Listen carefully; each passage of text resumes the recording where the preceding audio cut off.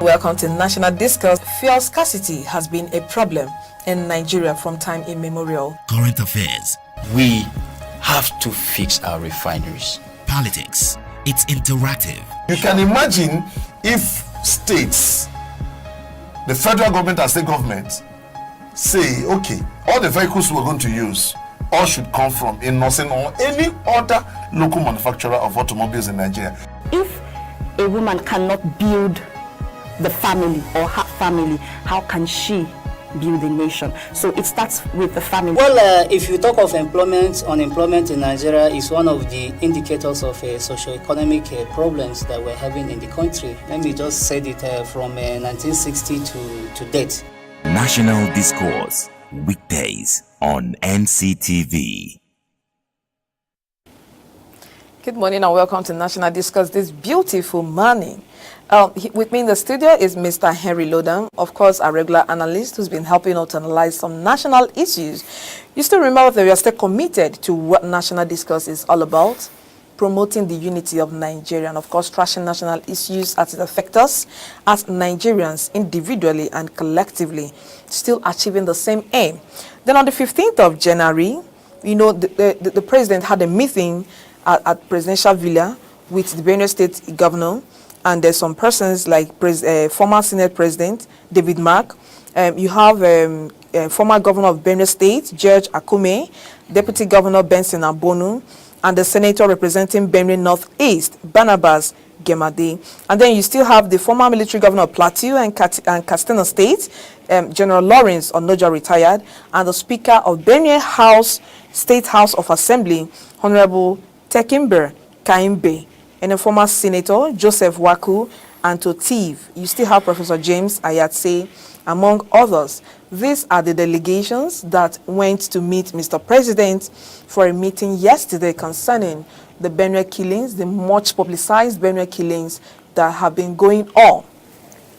Sir, you're welcome. Thank you very much. So this is what we have for us today for National Discourse. Let us still remember our topic is Buhari meets with Benue Leaders. That meeting took place yesterday. We'll go for a short break, and when we get back, we'll look at this meeting, the purpose of the meeting, and then the outcome of the meeting, whether it's worth it or it doesn't worth it. Please stay shortly after the break. I still remain your host, Uche Uduma. Welcome to National Discourse. Fuel scarcity has been a problem in Nigeria from time immemorial. Current affairs. We have to fix our refineries. Politics. It's interactive. You can imagine if states, the federal government and state government, say, okay, all the vehicles we're going to use all should come from a nursing or any other local manufacturer of automobiles in Nigeria.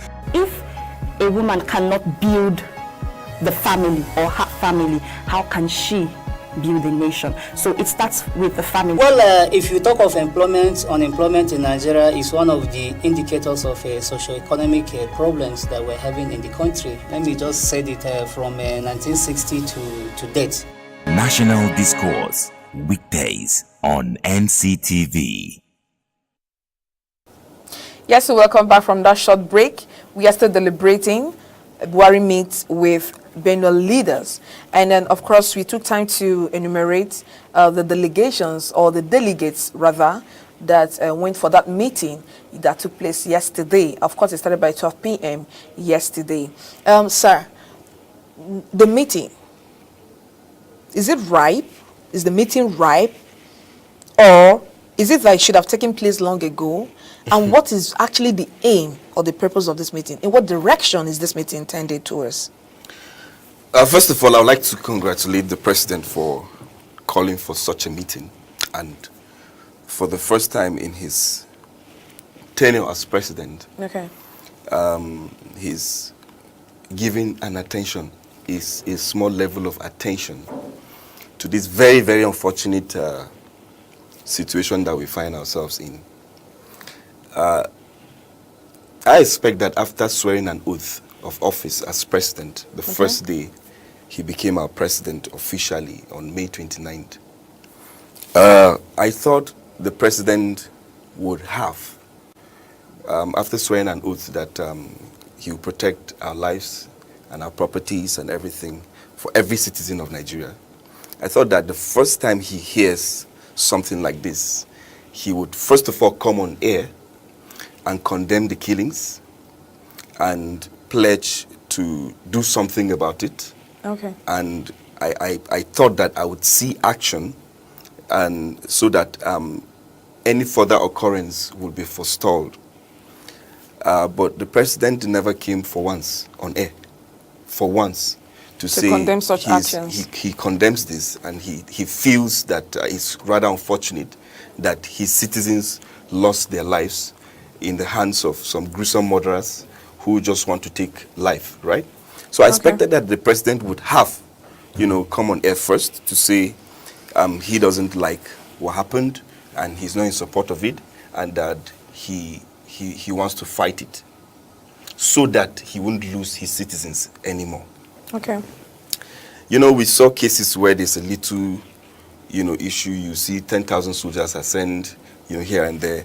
But, this is a security issue, and then we didn't see anything tangible from the president. But then, this meeting was supposed to have been called for since when there was the Kaduna South killings. Okay. Since when there was a Plateau, just South killings, most of the killings in Plateau State, and the ones in Taraba and the rest of them. Because these people have been going round massacring Nigerians. Okay. And it has been going on and on and on, and nobody is stopping them. Nobody knows where they are. The whole of the Nigerian security apparatus, the DSS, the SSS, the police, the Nigerian Air Force, none was able to stop these people. So they have been going around killing people. Now, the body language of the president did not suggest that he condemns the killings. That's just what I'm trying to say. Okay. And even this meeting that he called for, is he calling the meeting to let the people there know that, or this meeting they held, what was the content of the meeting? What's the agenda of the meeting? Is he calling people to tell them, I'm going to put together better security apparatus here? There's a strategy that I think your people are involved with that I think can stop this menace? Or what is the meeting all about? Or is he trying to collect lands from the leaders of Benue State to give it to his cattle herders to create further colonies in Benue State? What is the purpose of the meeting? So to answer your question, I think the meeting is long overdue. Okay. That's one. And then two, it is important that the meeting like that was held. Okay. Contrary to what they would have done in their normal autocratic act and behavior of just promulgating laws outside the National Assembly and coming to seize people's lands and do things, and then the more we see, the less we understand. Okay. So I think the meeting is a good one, and is a step in the right direction. And all right. We've heard that the meeting is rightly held, and of course, it's been long overdue to hold such meetings. And according to you, this is something you expected as a person. You expected Mr. President to have come on earth to clear certain things. Since. Of course. And now the question I want to ask you is, someone is behind the scenes doing some work as he's, letting Nigerians believe that he's doing. Like this happened and he's telling them, I'm actually working. So the first thing I do is to send the IGP to relocate to Benue State. That's the first step in the right direction to him. And then the second thing is, okay, let me just send little troops to go there and assist the police. And then the next thing is colonies, though we are still going to that place. You understand? Now, staying back behind the scene to make these decisions, and then coming on air to just sympathize with Nigerians without taking any action, which one would you have preferred? Well, like I said, the meeting is a step in the right direction. Okay. It's very important that he gets to hear what the people in Benue State want. This is democracy, for crying out loud. Okay. The opinion of people matter. What people want is what you should do. You are paid. The presidency is the job. We give you a job to do these things for us, to do the things that we want, not the things that you want. So for him to have called for such a meeting, I think is democratic. Okay. And it's to hear people's opinion, to hear what the leaders in Benue State want. Okay. And I'm so happy that, so many things that were put on the table in the meeting were rejected by the leaders in Benue State. Don't worry, we'll still get to the content of the meeting and the outcome of the meeting. Yes. So All right. So, having known the purpose of the meeting, and then knowing that the meeting was overdue, and then the little effort Mr. President have put up, I think we should appreciate him. yeah, The little that's why I effort said he has I made, applaud the fact you know, that towards a meeting curbing was this called. menace, This is okay? democracy. I applaud the fact that a meeting was held. You know, we're supposed to be having Such press meetings. releases and then press conferences where people get to air their opinion, because you build anything, your policies, anything democracy, on what people want, not what you want. What people want. You get to hear what people really want. Okay. What do you want us to do for you? That's what democracy is all about. So for him to have called for a meeting like that to hear what the people of Benue State want, because you remember the governor once said he has placed calls through and the president did not pick, and he has sent messages and the president did not reply. Well, So for the president to go for a meeting like that, I think it's a very okay. Now, big plus for the part of the content of the meeting, I think the vice president had a little disagreement with the Benue State governor, because he said, I sent in letters to your office or to your officers, you know, informing you about the threats by the Fulani herdsmen, of course, under their umbrella, the Miatiala umbrella. Yeah. And then the vice president disagreed and said, you never sent such a message. The only thing you told us was, for example, I really don't want to take our time to go through it. You said the only thing you told us was, you just informed us that a certain group, all right, under the Miatiala is against the open grazing bill or law that have been passed, and they are telling us to reverse it. And he's telling them that the content, and truly if you go through the content of the letter, there was no express words saying that they were under threat of attacks, but all the words that were there purported to that direction. I don't know if you're getting it. So he actually sent letters, and yesterday they acknowledged the fact that he sent in letters. Yesterday they acknowledged the fact that he actually called. Do you understand? Nobody's denying that he did not call. He actually, they accepted the fact that he sent him messages, he sent him letters, and then he called. But because he did not openly say or directly use the word, they are under threat of attack by Miatiala, it became null and void that he ever said something like that. Anytime that there's any flag up, anytime that there's any call, or any letter or anything from, I think all these things are politicized, right? There's no need for politicizing anything. You know, we're tired of hearing that, you know, the attention of the federal government has been sought by the state government, and then all they have against that is language. Do you understand? All they have against that, because everything will point to, as you rightly said, this is the problem. There's a problem here, right? Go and solve this problem. But you would tell me that I did not clearly state a problem. That was That's the why. word, But you the can vice see president from my used. letter, you can see from my words My that brother, there's a problem. if you have read the content of the meeting, I was going through it this morning, I was like, wow. For somebody not to use the express words, the particular words you're asking about, but the body languages involved in Everything this points letter to the- points to the the fact problem. that they are And actually then- under threat. So what should you have done? Swing into action. Don't wait until I now come out to spell out that we are under attack by Miati Allah, or under threat of attack or purported attack by Miati Allah group. That's the Fulani headsmen and all that. It's quite unfortunate. So I think we should begin to overlook certain things in this country. It's quite unfortunate. And then we are all learned. And these things are coming from people that know more than everybody. Even a primary school student reads through the lines of those letters. If these issues, you would figure out that there's actually a problem.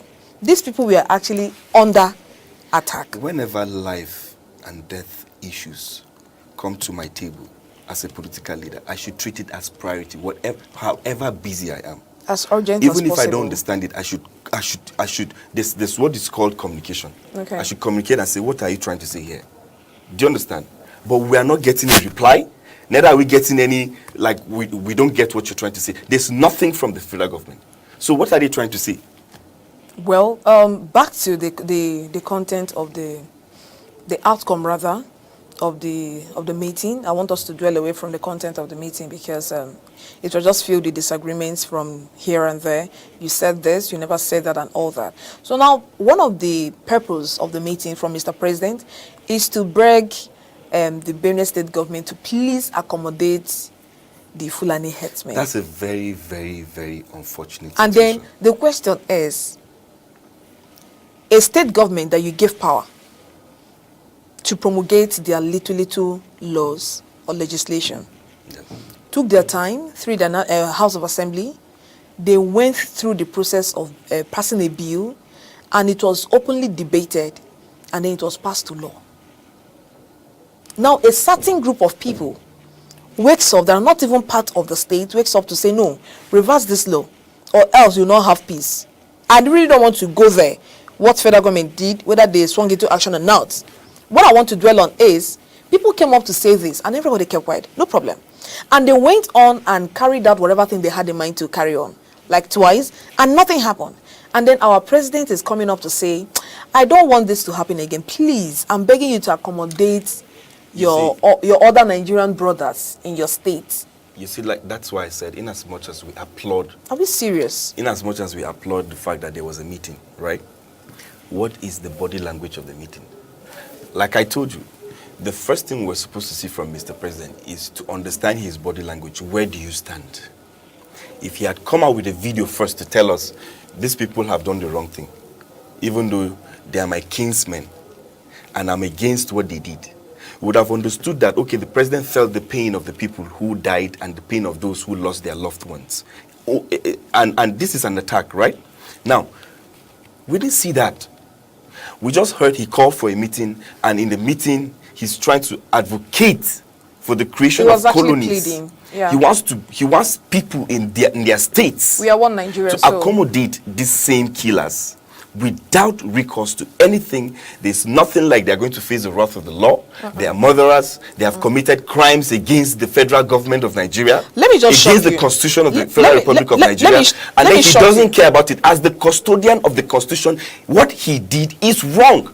For you to even do nothing about the fact that you are the only principal security officer of this nation, and you are the one who has been given the mandate and the responsibility and the powers under the law to safeguard these human beings.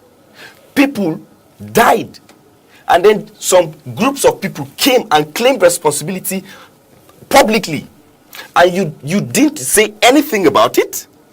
You didn't encourage any legal whatsoever proceedings against these people, and you're trying to ask the states to accommodate them, to give them communities where you can give them proper medical care, you can give their children schools, you can give them clean water, with federal government and money. Yes, and you can give them grazing lands from people's lands in every state of the federation. Are you okay? I was just saying something. I said, let me just shock you. All right. Now, after this incident, 2 days after these people were buried, there was a mass burial in the whole state. There was a blackout in the whole state and all that. 2 days, these people came up to say, we are demanding compensation. Our cows were killed. Most of our members were killed. And the question is, why are you speaking up now? After you have gone to give reprisal attacks, you are coming back to say, most of our members were killed. In the first place, who killed them? In the first who place, did we inform? if you have a case like that, right? Is this not a country? Don't we have courts? If you have a grievance against anybody, you can present it anywhere. So are you going to take the law into your hands and after they have revenge? taken the laws Because into somebody their stole your hands? cow or somebody killed your cow, then you kill a human being? Yes. That's murder. No. I don't think they say Nobody like that. gave any citizen the Do you right to understand? retaliate Now, or to revenge. after taking the laws into your hands, and then you are done, you are coming back to say, okay, we too, we need compensation. It's just quite unfortunate. I mean, It's very unfortunate that this happens only in Nigeria, and the government is keeping quiet about it. No, nobody not has just keeping said, quiet. go The after government these is people. supporting it. I said it People came some up time ago. openly and then agreed that, okay, we admit we are the one that did this. But the only thing that will make this stop is for this bill be reversed. And after that, they are coming up again to tell you that you people are just talking that we did this. We were asking for compensation. And you know the funny Most part? of our members were killed and our cows were You lost. know the funny part? You know the state governors have not been given any serious security power. People are talking about security State votes. policing. What are they supposed to do with the security votes that is given them when they can't control the commissioner of police in their state? They can't control the state CID. They can't Everything control is- everything is anything. being controlled They can't from control the anything center. security. The federal government is in charge of the state policing. Is in charge of the army. Is in charge of the navy. Is in charge of the air force. Is in charge of the DSS, the SS. Everywhere, everything is controlled from Abuja. Right? Everything is here in Abuja. Now, what power did you give the state governor to do anything about it? If at all we should blame any state governor for any of these issues, what power do they have? Now, a few state governors decided to form militias, right? Now, we're not even sure the Benue state governor is responsible for the formation of this little militias they have there. The federal government now sent the police against them, the army against them. Hold on. This is, most times you won't take away that there is political undertone to this. All right? A particular state is being attacked. Has been attacked like twice within the space of 4 or 5 days, and then people woke up to say, no, this is our fatherland, we must protect it with our blood. And they formed a group. That's what I'm saying. And then you saw them wearing the uniform. Now that's what to I'm saying. Like, identify so that people we are- cannot we are protect groups to themselves. this. You are now trying to remove the little And you self-protection sent people that to arrest people them have. when the people that carried out these mishaps have never been gotten by one person. And lives are going. That's my point. You can't reverse it. The people who died have died. You can't tell me sorry about it. If I lose my son, there's nothing you can do to bring him back. And you're telling me I shouldn't arm myself and protect myself? And you're sending the army against me for trying to protect myself and my people? So we should just stay like that to be killed? I mean, I don't understand it. It's quite clear that your security apparatus is not working. Because if killings can take place within days, And the interval was quite an interval quite of just short. 4 days, 5 days, 3-4 days. then it very means short. nobody is awake there. There's no security at all. And the funny part is that it's happening in the same state. Now, something happens on a particular day that we all expect the federal government to swing into action. They were just folding their arms watching. These people have done it. They might not really do it again. And after 3-4 days, people comes back again with another attack on the same state. Then when It's they are quite done and unfortunate, gone away, really. you are sending troops to go there and do what? See, Who do you expect them to catch there? The only agenda I thought I would see in that meeting is how the federal government is trying to maybe collaborate with the state government to come up with a security solution. There was nothing like that. The only thing I thought I would say- the only thing we heard was the federal government still reiterating the fact that they're still in charge of security and that they will do everything possible to bring the perpetrators of the act to book. Well, they have always said that. Do you understand? And they have never And brought now, anybody to book. On the opinion of the Benue State Governor, Governor Tom, he said, I came here with my people, and we are still maintaining the fact that we have deliberated on this long ago, and we are still here, still maintaining the fact that we are not giving out not even one parcel of land to anybody for colony. The land is ours, and we decide what to do with it. In as much as the federal government owns the whole land, but of course the ones under our jurisdiction, at least we have some powers over them. We are not letting anything out to these people. It's our land, and that's the decision we have taken. I came here just with sons simple. and daughters of Benue State, and the government is still begging. Please, they are your fellow Nigerians. Can you accommodate them just for peace to reign?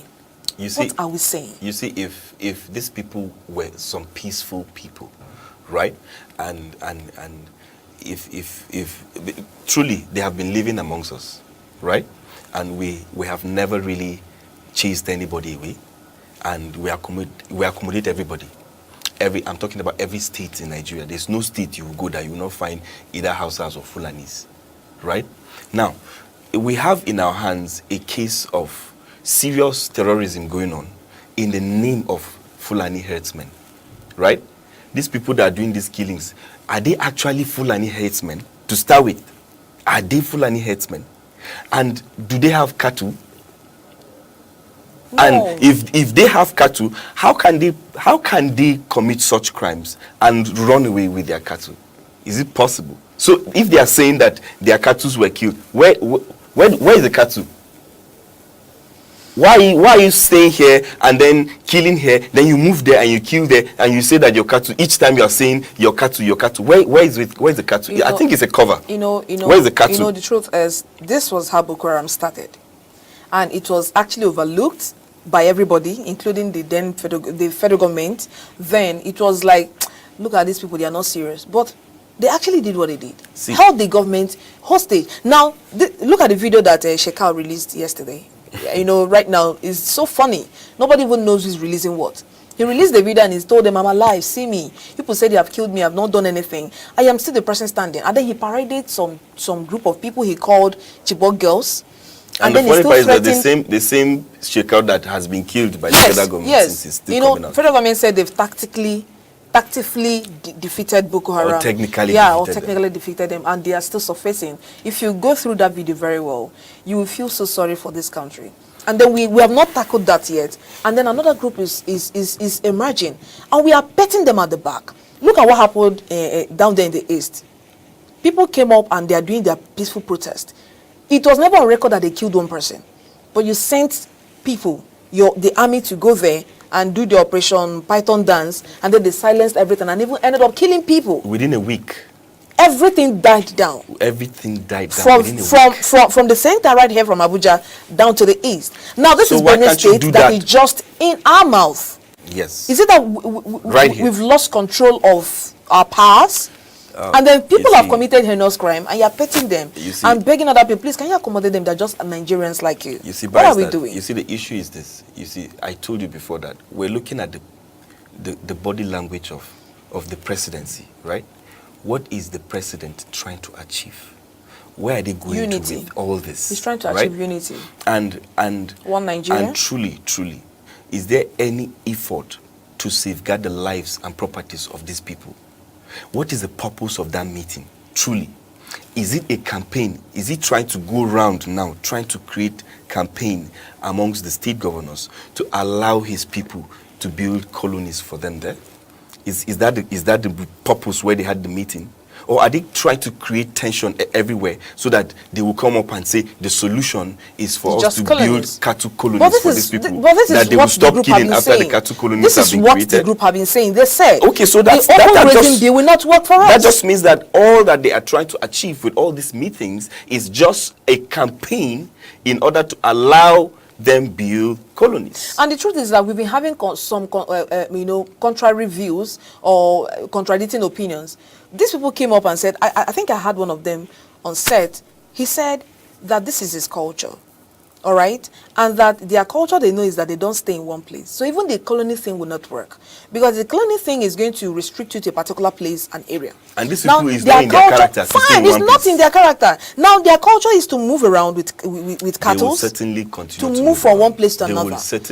They will not building up colonies, is it the solution to the problem? It's not a solution to the problem. So what are we saying? What are we doing? It's just another way of him taking care of them, I think. You can't separate this issue from the president being part of them, because he's the president, the whole, the grand patron of the Mieti Allah association. Well, you have just said your mind, and of course your personal opinion. But really, because when you look at all these things carefully, we have a lot of people who are misplaced here and there. Who is taking care of them? Internally displaced persons. Did you see any project from the government to create colonies for these people, or to give them proper medical care? Do you know how they survive? Do you know the kind of water these people use? Do you know what they even eat? Do you know how they live? They have children there. Did you plan anything for their school or feeding or anything? Except the ones up north. Do you understand? And then you're looking at people who are killers, and you are telling me that you are going to spend national funds to create colonies for these people? Oh, come on.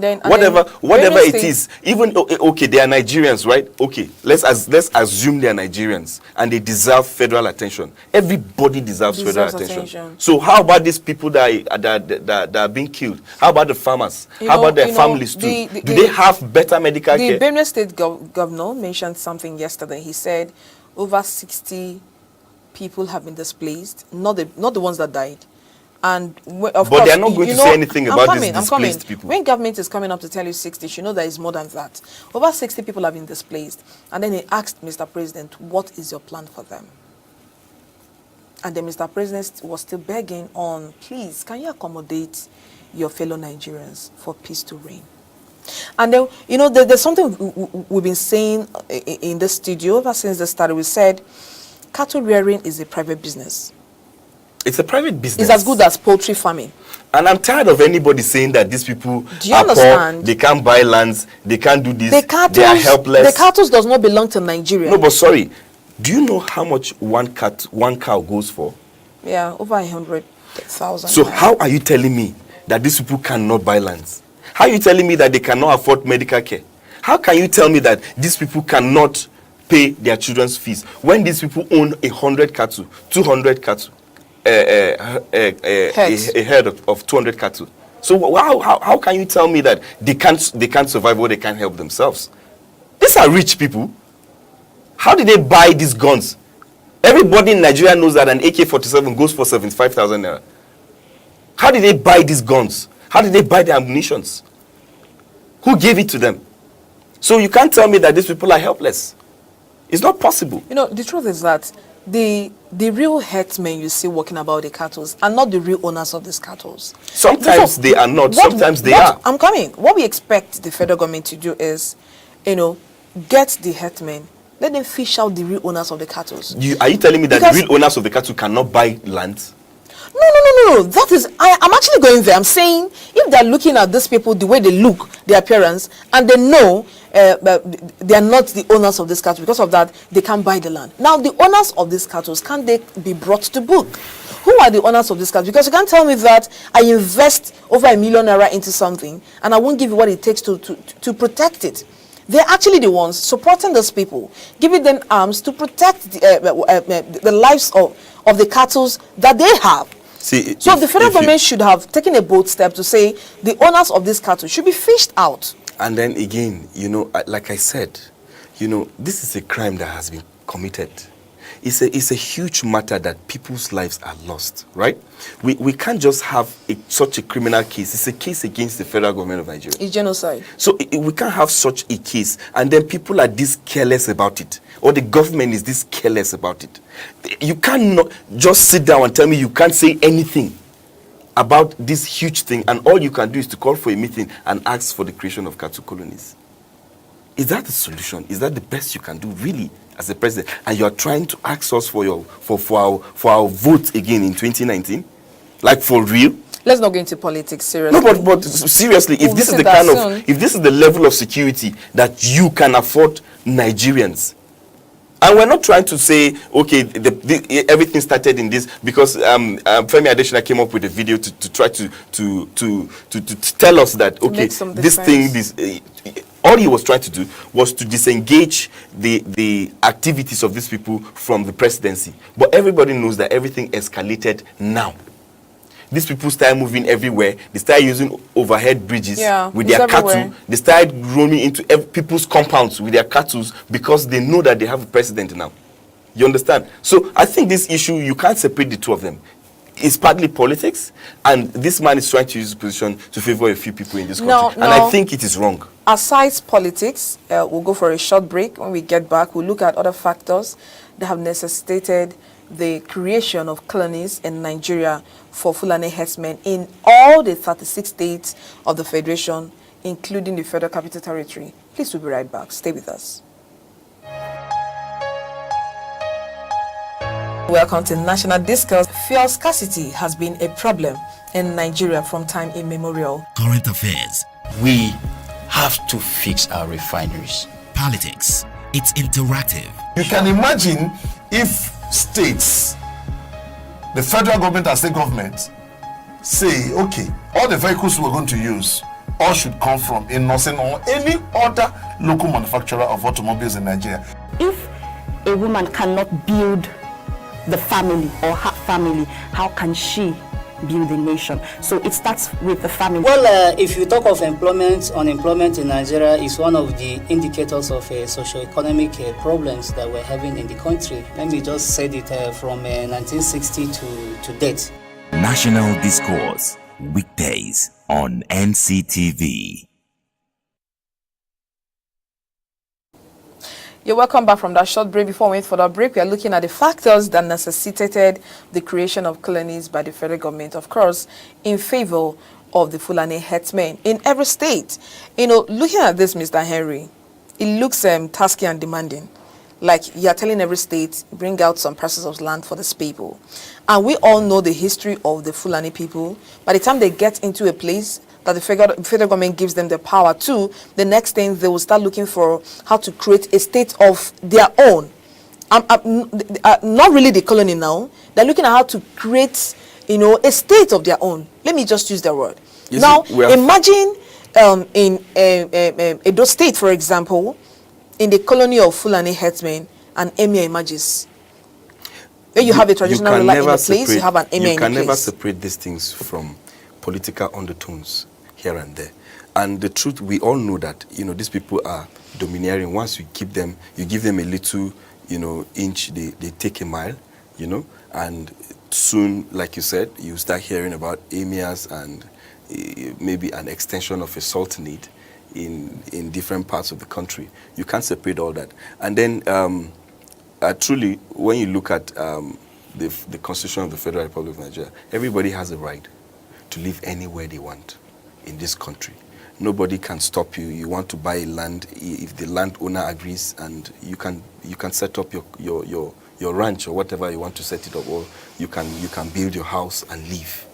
But to say that you want to separate certain parts of this country, the lands of Federal Republic of Nigeria, and say it is exclusively carved out and reserved for a certain, you know, a clan or tribe or ethnicity of the Federal Republic of Nigeria, I think it is against the Constitution to start with. It is against the Constitution. And that means that you have closed that place up for only them, right? And then you are going to give them special care. It's unconstitutional. Nobody, the Constitution, you have to be fair to every citizen of the country. Whatever you are giving to these people, you should give it to the other people. You can't tell me that you're going to create a colony for these people and then they won't have maybe better schools. It's not possible. Because if you're actually doing a federal government project in a state for a few people, then the kinds of funds that you would release to them would actually give them better opportunities, better care, and we all know that, you know, that would also create an indignation in people's minds, right? People will be moved against the same people, and it will further create more chaos because you are creating room for more, what he called it, clashes, communal clashes. Because these people would know that this other group have been favored above them, and all the time they are reminded that there are people living like kings in their own communities, and these people are, in quote, strangers, since they are not originally from those states. So, and then they are in your state, and they have taken, you know, a particular territory to themselves, and you know that you can't have anything to do with that territory because, you know, it's been taken over by these people. Okay. Now, you have given your personal opinion to this or all you've said. Now, shortly after the federal government mentioned colonies, we heard that 16 governors gladly gave up 5 parcels of land each in their state. But of course, you should know they are APC governors. I really don't want to talk about politics. I don't want to politicize it. Everything they are doing is politics. You can't separate them. Now, those people, they are looking at 2019. I know. Now, those people, away from the politics, you know, these people that gave these parcels of land, away from politics now, what do they want to achieve? Let me use my state governor. Is the unity of Nigeria part of the agenda? See, I come from Plateau State, one of the troubled states. My state governor is an APC governor, right? Right Honorable Simon Bako Lalong. And even before the colonies idea came forward, a ranching idea came forward. And the governor bought 2016? Yeah, the governor bought it immediately because we were told that he was not in the good books of the president. And he did that to draw the attention of the president to himself. And it looks like, you know, he has gotten it. Now, that's an ulterior motive. Now, what is the need for the governors? That's what you should look at it. That's the angle you should look at. What is in it for the governors? The governors that are, voluntarily giving their lands and pledging support for the president's colonies. You should know that there is a political undertone to everything, because these people are politicians, one, and they belong to a political party, two, and they support their own, three, and they need each other. And whether we like it or not, in Nigeria, presidential elections have a strong effect on gubernatorial elections, right? And if the presidents and the entire apparatus of a party, which are actually under the control of the president, supports you, then you stand a better chance to come back for first-time governors. So we're looking at it from that angle, because all of them, the El-Rufai, the Yahya Bello, the Lalongs, and the rest of them, all of them are first-time governors. Okay, right? sir. Okay, sir. Now, having said this, because of our time, I want to, in a minute, to reiterate what your own kind of solution is like. What do you think the federal government should do that would look like a right step in the right direction, really, away from colonies? First of all, I think they should, in fact, declare a state of emergency against these people and fish them out. Let them face the wrath of the law. Any other person that is involved should face the law. If truly somebody stole their cattle, the person should face the wrath of the law. If truly somebody killed their cattle, investigations should go on. Let us find out. Let's get to the bottom of it. Let it be seen to all that this man is fair to all sides. Don't side anybody, right? Anybody who is a criminal is a criminal. Anybody who is innocent is innocent. So get to the bottom of it. Let's see a full-fledged fight against terrorism in this country. Let's see a full-fledged fight against these Fulani herdsmen killings. Because they can't just continue to go around Nigeria killing citizens of this country. And the funny part is that you see a lot of women and children in the pictures being paraded around. Are these children and women, are they responsible for your lost cattle or whatever it is? All right? Let's see the president, supporting, justice. Let's see the president protecting his citizens. Let's see the president showing concern for the people who are in the villages, the farmers, and the people that are losing their loved ones. Right? Let's see the president fighting, anything that looks like injustice. That's my point, And I don't really care. I'm not against anybody. I just feel people who are in position of power should be responsible people, and you have the support and the trust of your people, to do the right thing. Nobody would tell you they will not support you when you do the right thing. So don't show favoritism to any side. Just do the right thing as the president and forestall this ugly, side of our history. Let it be gone and over with. Thank you very much, Mr. Henry, for coming on the show. Our time is up. And on to Nigerians, we've heard everything. Of course,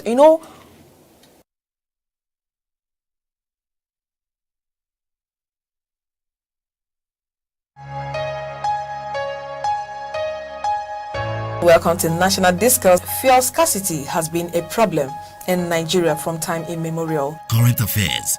We have to fix our refineries. Politics. It's interactive. You can imagine if states, the federal government and state government, say, okay, all the vehicles we're going to use, all should come from Innocent or any other local manufacturer of automobiles in Nigeria. If a woman cannot build the family or her family, how can she build a nation? So it starts with the family. Well, if you talk of unemployment in Nigeria is one of the indicators of socio-economic problems that we're having in the country. Let me just say it from 1960 to date. National Discourse, weekdays on NCTV.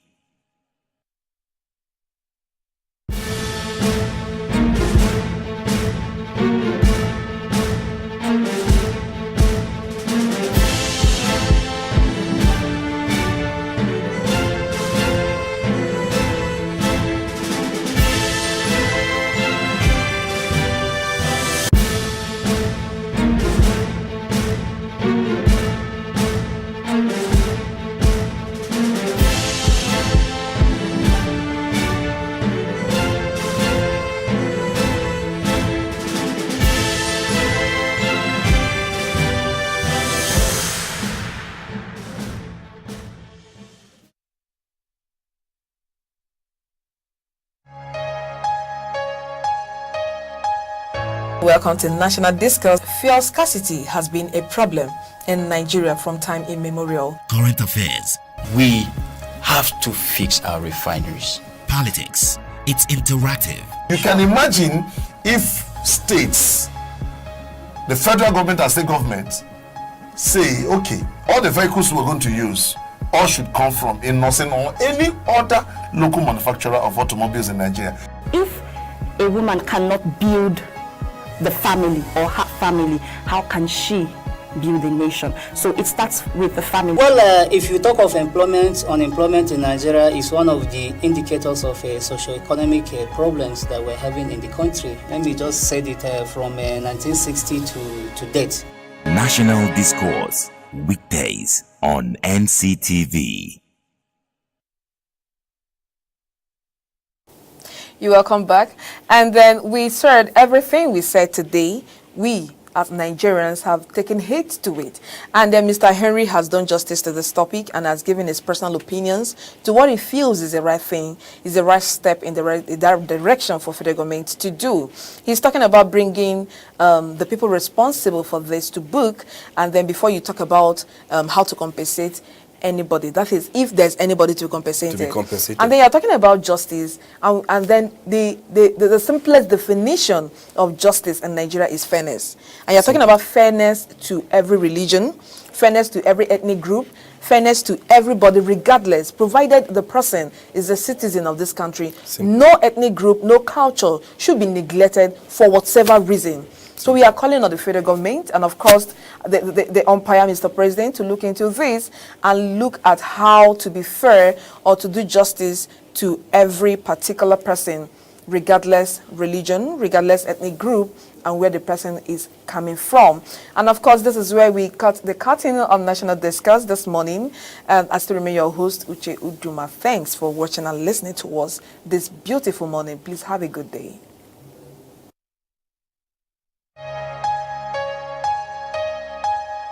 Welcome to National Discourse. Fuel scarcity has been a problem in Nigeria from time immemorial.